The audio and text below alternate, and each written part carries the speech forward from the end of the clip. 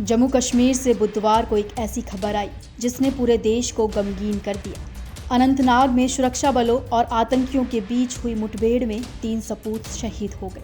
आतंकियों ने सुरक्षा बलों पर उस वक्त गोली चला दी जब वे सर्च ऑपरेशन चला रहे थे। इस हमले में वह घायल हो गए। उन्हें इलाज के लिए आनन फानन में एयरलिफ्ट किया गया, लेकिन उन्हें बचाया नहीं जा सका। सेना के colonel Manpreet Singh, battalion commanding major Ashish Dhonak और जम्मू कश्मीर पुलिस के डीएसपी हुमायूं भट्ट की शहादत से पूरा देश स्तब्ध है। सेना और पुलिस अब दोनों पाकिस्तान आतंकवादियों के सफाई के लिए ऑपरेशन चला रही है, जो उनके मारे जाने तक जारी रहेगा। हालांकि मुठभेड़ में 2 आतंकी मारे गए हैं। दरअसल जम्मू कश्मीर के अनंतनाग और राजौरी में सुरक्षा बलों और आतंकवादियों के बीच मुठभेड़ हुई थी। पाकिस्तान से आए आतंकवादियों की ओर से होने वाली इस दुस्साहस ने एक बार फिर याद दिलाया कि घाटी से आतंक का सफाया अभी बाकी है। बता दें कि मंगलवार और बुधवार रात खुफिया जानकारी मिलने के बाद इस ऑपरेशन को शुरू किया गया था। सेना और जम्मू कश्मीर पुलिस के ज्वाइंट ऑपरेशन शुरू करते ही आतंकवादियों ने फायरिंग शुरू कर दी। दोपहर 1 बजे तक सेना के ऑफिसर के जख्मी होने की खबर आ गई थी।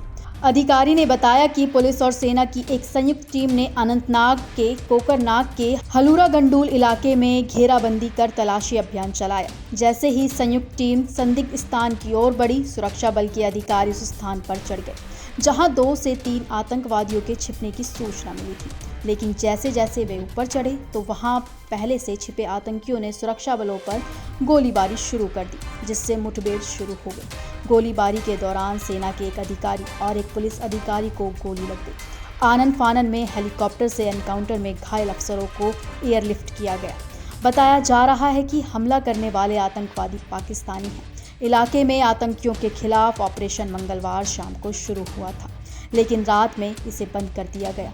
अधिकारियों ने कहा कि बुधवार की सुबह आतंकवादियों की तलाश तब फिर से शुरू हुई जब सूचना मिलने लगी कि उन्हें एक ठिकाने पर देखा गया है। कर्नल मनप्रीत सिंह ने आगे से अपनी टीम के नेतृत्व करते हुए आतंकियों पर हमला बोल दिया। हालांकि आतंकवादियों ने उन पर गोलीबारी की और वो गंभीर रूप से घायल हो गए। पूर्व जनरल बीके सिंह ने ट्वीट किया कि भारतीय सेना मेडल से सम्मानित कर्नल मनप्रीत सिंह कश्मीर के अनंतनाग में आतंकवादियों से लड़ते हुए वीर गति को प्राप्त हो गए।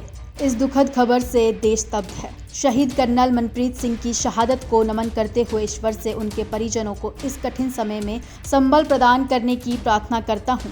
अनंतनाग में आतंकियों की इस हिमाकत ने सरकार और सेना को याद दिलाया है कि घाटी में भले ही वो आतंक का फन कुचलने में कामयाब हो गए हों, लेकिन उसका पूरा सफाया करना अभी बाकी है। बता दें कि इसी साल मेजर आशीष को सेना मेडल से सम्मानित किया जाना था, लेकिन उनके सीने पर मेडल लगता उससे पहले ही वो शहीद हो गए। सेना के लिए कितनी बड़ी क्षति है, उसे आप भारतीय सेना के पदक्रम से समझ सकते हैं। Colonel Manpreet Singh commanding officer भी थे। इनके हवाले राष्ट्रीय राइफल्स की यूनिटी थी।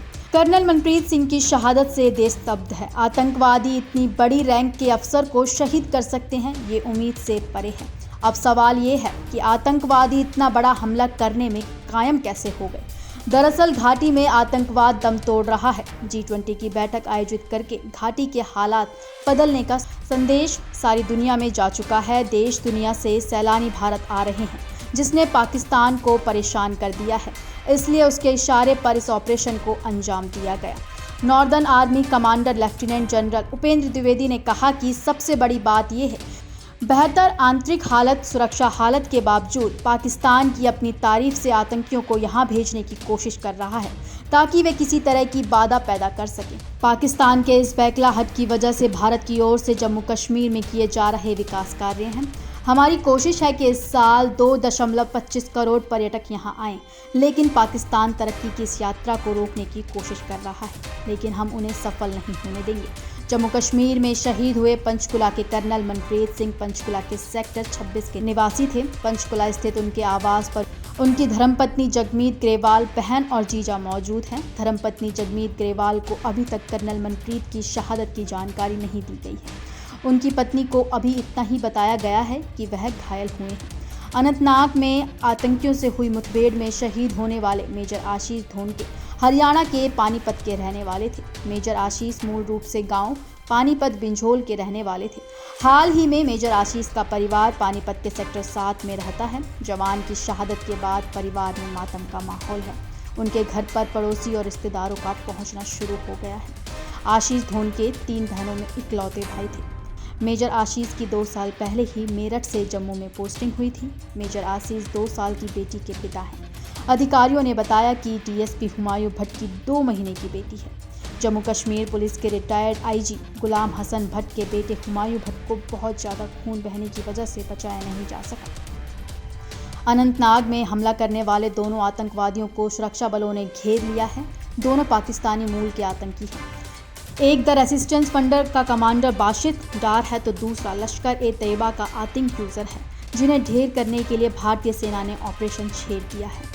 फिलहाल के लिए इस वीडियो में इतना ही। उम्मीद करते हैं वीडियो आपको पसंद आया होगा। वीडियो को अपने दोस्तों के साथ शेयर करें और कमेंट सेक्शन में अपनी राय देना बिल्कुल ना भूलें। ऐसे ही देश और दुनिया की तमाम जानकारी के लिए देखते रहें सहारा समय डिजिटल।